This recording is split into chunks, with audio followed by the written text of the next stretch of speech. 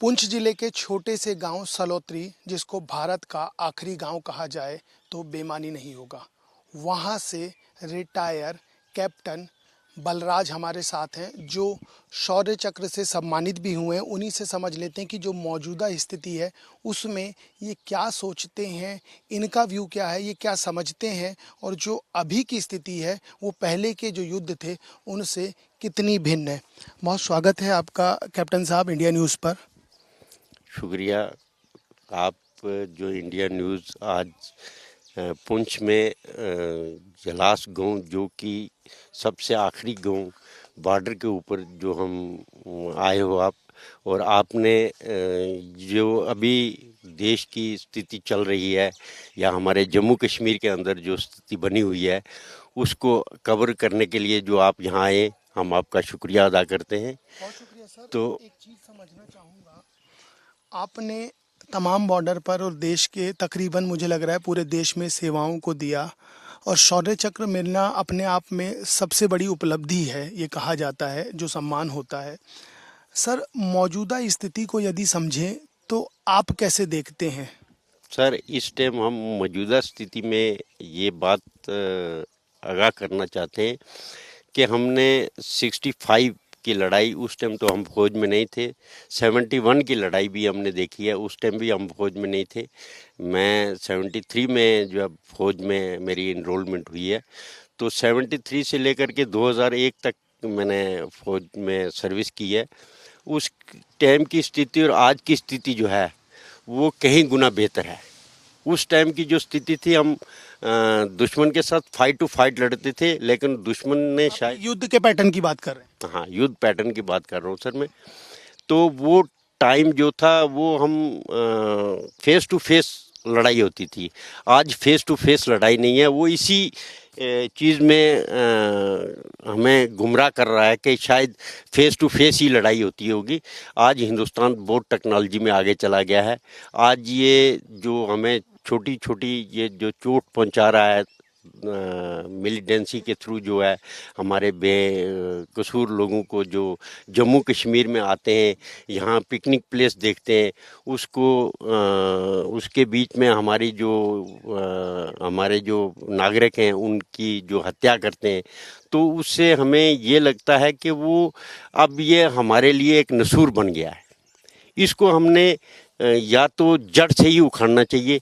अब जो हमारी फौजें हैं वो बिल्कुल तैयार बैठी हुई हैं, बस उनको ऑर्डर ही चाहिए।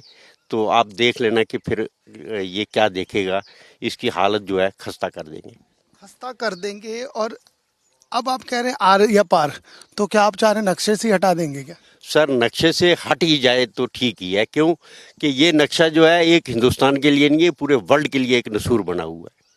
मतलब ये आतंकवाद को पनाह दे रहा है और सबके लिए खतरा है वो। सबके लिए, पूरे सर मानवता की तो हद ही पार कर दी है ना उन्होंने, कि यहाँ पर मानवता कहाँ रही है, जब पूरे वर्ल्ड के अंदर कहीं ना कहीं चुटपुट घटने जो हैं हर रोज़ किसी न किसी थ्रू होती हैं, और उसमें नाम ही एक ही नाम आता है कि पाकिस्तान में फलानी जगह पर ये हुआ, फलानी जगह उसके टेररिस्ट हैं, फलानी जगह पर ये हैं। तो ये तो उस देश जो पूरे वर्ल्ड को, मानवता को जो मान ही नहीं रहा है, अगर उसको अगर नस्ता नबूद ना किया जाए तो फिर उसके बाद मानवता कहाँ जिंदी रहेगी। मौजूदा स्थिति में आप चूंकि सेना में रहे हैं और शौर्य चक्र आपको मिला है, मौजूदा स्थिति में यदि मौका फिर एक बार मिलता है तो एक कम 70 के आप हो गए हैं, सरकार ने तो कह दिया अब आप आराम कीजिए, मौका लगता है या ऐसी परिस्थिति आती है तो कितने तैयार आप नज़र आते हैं? सर, आज मैं 70 की उम्र में भी ना, अगर मुझे कोई कहेगा तो मैं 35 एज जैसा काम कर सकता हूँ, ये मुझे उम्मीद है। अगर आज हमारी ज़रूरत हिंदुस्तान को या हमारी फौज को या हमारे किसी भी जगह पर, किसी भी महाज के ऊपर अगर आज भी बोलेंगे तो हम दुश्मन के साथ लोहा लेने के लिए बिल्कुल तैयार है, खड़े हैं, आखिरी सांस तक लड़ेंगे। जब तक हम जिंदा हैं, हिंदुस्तान में रहेंगे, हिंदुस्तानी हैं।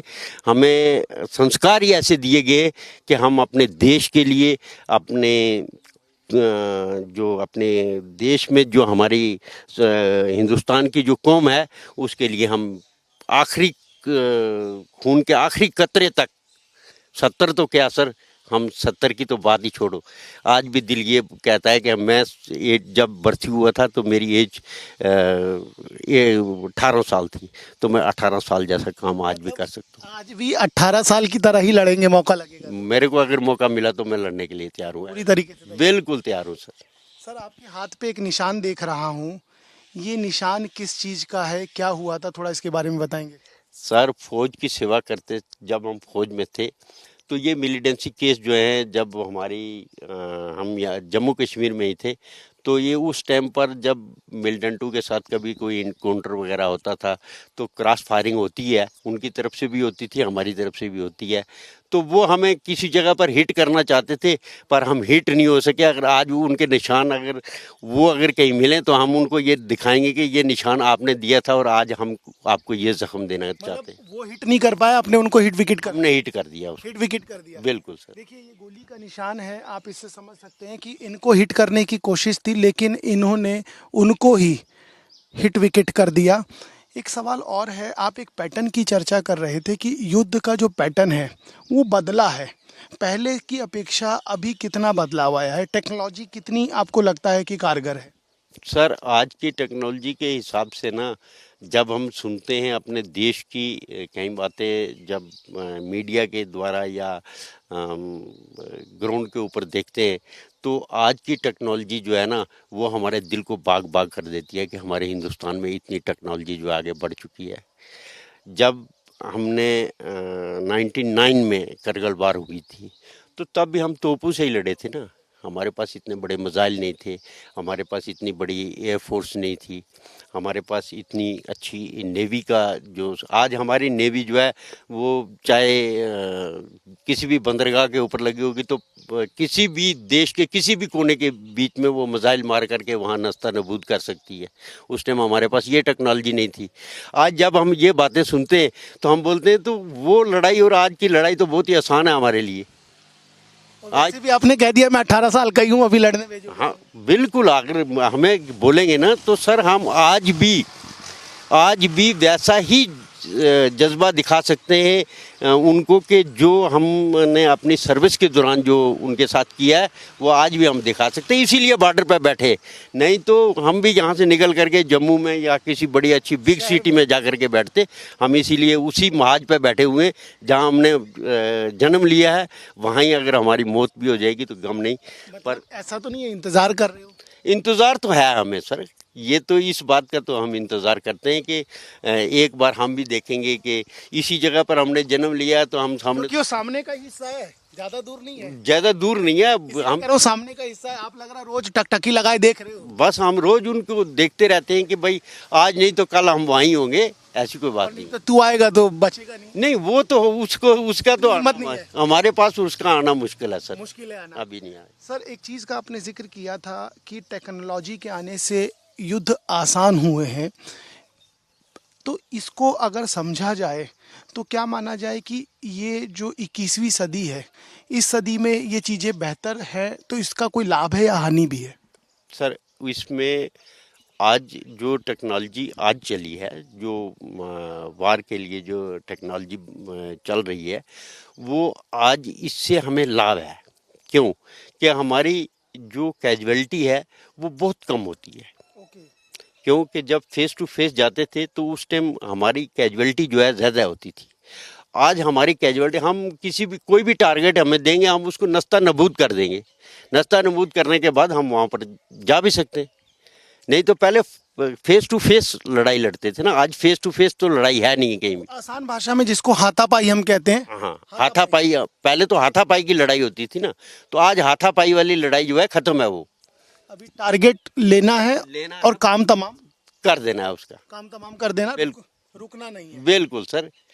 अभी तो हमारे पास ऐसा है ना कि अगर उसकी पहाड़ी अगर कहीं 500 मीटर ऊंची भी होगी ना तो हम उसको 500 मीटर नीचे बिठा करके ग्राउंड के ऊपर चलेंगे उसके साथ। आज हमारे पास इतनी टेक्नोलॉजी है। आप जिस तरीके से बता रहे हो साथ तो नहीं, आप उसके ऊपर ही चल देंगे लग रहा है। नहीं ऐसी नहीं है सर, चलना तो उसके लिए काफ़ी प्लान करना पड़ता है, हर चीज़ करनी पड़ती है।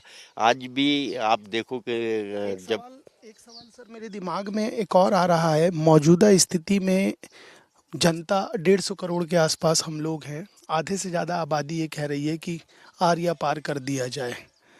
क्या लगता है, सरकार फैसला ले रही है या लेगी, या पहले की अपेक्षा अब और जल्दी फैसला होगा?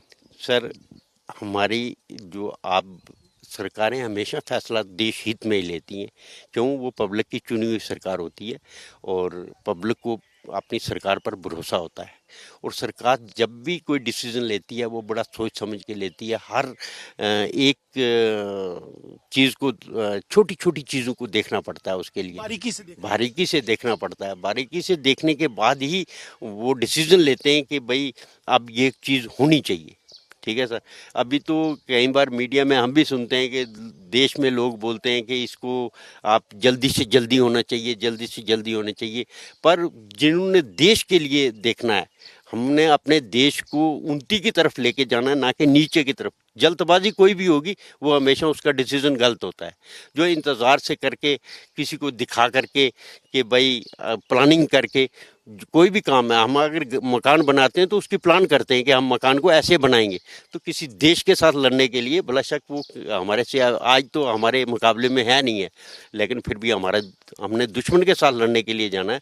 तो दुश्मन को कभी भी हम अपने से कमज़ोर नहीं समझेंगे। जब उसको हम अपने से थोड़ा अच्छी कंडीशन में देखेंगे तब हम उसके साथ फाइट टू फाइट, फिर हम उतनी ही पावर से उसके ऊपर जाएंगे जितनी पावर वो, हम उसको दुश्मन समझ के उतनी ही पावर के साथ उसके ऊपर जाएंगे ताकि उसको नस्तानाबूद कर सके। बहुत शुक्रिया सर हमसे बात करने के लिए। Thank you sir. देखिए, सबसे महत्वपूर्ण बात यह है कि जो शौर्य चक्र पाया उसको लेकर, और उसके बाद परिपक्वता भी बताई, लेकिन जब युद्ध की बात आई तो कह दिया 70-72 कुछ नहीं होता। 18 में भर्ती हुआ था, जब लड़ूंगा तो 18 की तरह लड़ूंगा, और अगर नहीं तो मैं 70 का आधा कर लीजिए, 35 का तो अभी भी मैं बचा हुआ हूँ।